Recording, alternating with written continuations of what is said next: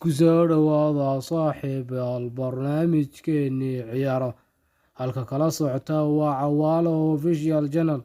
Qodobada ugu muhiimsan wararkeena doorkana waxaa ka mid ah tababare Carlo Ancelotti oo sheegay in Real Betis iyo Sevilla kaga khatar badan yihiin inay kula loolamaan horyaalka La Liga kooxda Barcelona.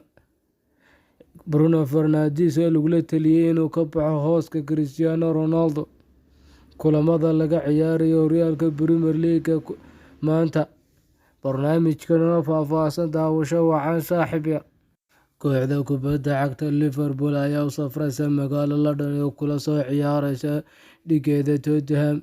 Saddexdii kulan ee ugu dambeeyay ay baaqi ka noqdeen kooxda Tottenham sababo la xiriira coronavirus oo kaga dhacay ciyaartoy badan oo muhiim ah, laakiin halkoodu way soo noqdeen.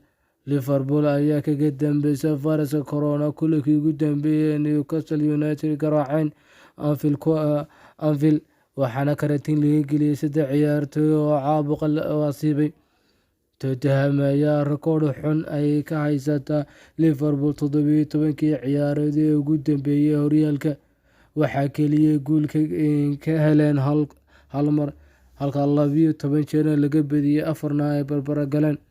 6dii ugu dambeeyay 6 guul oo xidhiidh ah ay ka gaadhay kooxda Liverpool. Tottenham Liverpool ayaa guuldarrada kaliya xilli ciyaareedkan soo gaadhay waxaa kala soo kulantay safar ay ku tagtay magaalada London, waxaana garaacday kooxda West Ham.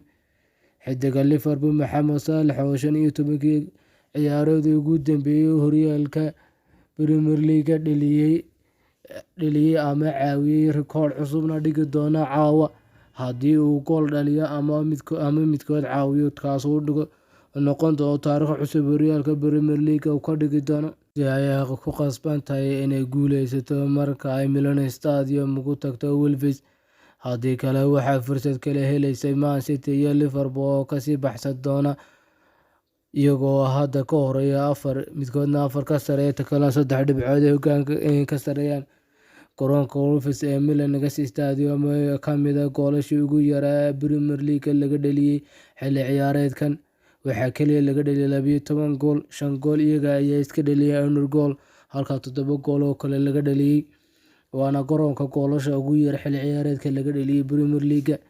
Chelsea ayaa goolal laga dhaliyay dhammaan 5tii ciyaarood ee ugu dambeeyay horyaalka Premier League, waxaana kulamadii ugu badnaa ee isku xigay shabaqooda lasoo taabto tan iyo intuu la wareegay Thomas Tuchel, waxaana ugu dambeysay 6 ciyaarood oo isku xiga goolal laga dhaliyay bilihii January February ee 2020, waqtigaas uu joogay tababarihii laga ceyriyay Frank Lampard.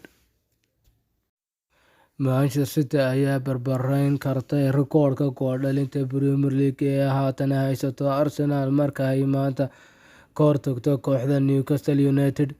Kooxda Pep Guardiola ayaa kulanka soo galaysa iyadoo ku jirta kaalinta ugu sareysa horyaalka Premier League, weliba iyagoo badiyay 7 kulan oo xidhiidh, taasoo dhigaysa inay yihiin kooxda ugu cadcad kulanka dhibcaha ugu badan qaadanaysa. Sidoo kalena kulanka waxaa isaga hor imanaya weerarka ugu fiican Premier League iyo difaaca ugu xun horyaalka Premier League. Gool ay dhalisay City ayaa mid walba ay noqon doontaa inay dhalinayso, sidoo doonta noqon doonta kulankii 16 oo xidhiidh ee Man City ay ka dhaliso kooxda ay dhaliso. Waxay noqon doontaa rikoodhka Arsenal ee 26 ciyaarood oo xidhiidh oo ay shabaqa soo taabteen ayaa ay barbarayn doontaa kulanka Man City haddii ay shabaqa soo taabtaan. Laga yimaado booska ay joogaan tababaraha Barcelona Xavi Hernandez ayaa mid weli ku adkeysanaya inay horyaalka kula dagaalamaan, balse Ancelotti ayaa aysan weli dhib ay ku haynin gebi ahaanba kooxda kalaasikada ku xafiltamaan ee Barcelona. Ancelotti oo aragtida Xavi la weydiiyay ayaa sheegay in Real Betis iyo Sevilla ay kaga halis badan yihiin Barcelona xilli ciyaareedkan, oo isagoo sheegay in wax warwar aanu ka qabin in kooxda Barcelona ka qaado horyaalka xilli ciyaareedkan. Laakiin isagoo hadlaya yidhi Barca waxba uma arko, waa koox halis dhab ahna kuma aha taytalka La Liga sanadkan, balse sheegay in sida Xavi isaguba u hadli lahaa haddii uu noqon lahaa tababaraha Real Madrid.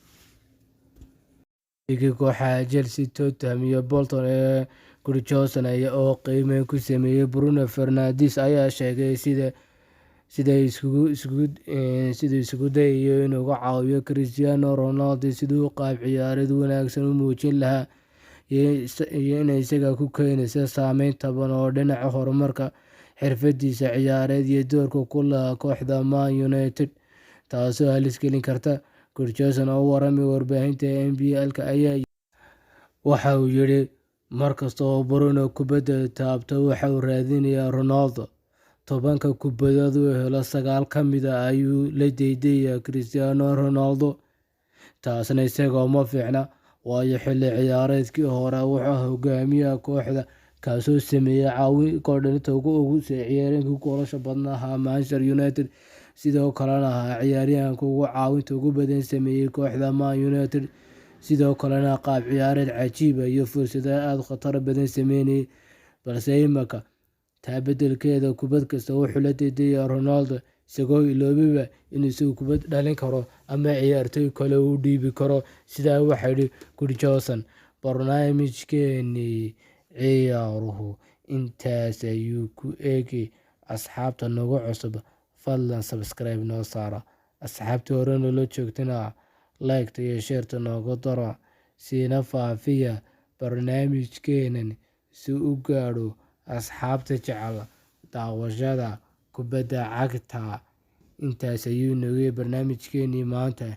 Mahadsanideen.